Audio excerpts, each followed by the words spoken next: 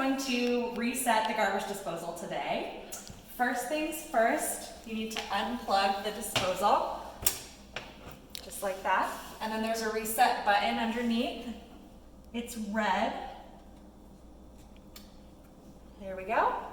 And then take this tool. You should have one in your apartment already, just waiting right here. If you don't, we can get one for you. And you're gonna put this wrench into the middle here. Make sure that there's nothing in there that needs to be broken up. This one sounds good. And then put some water in.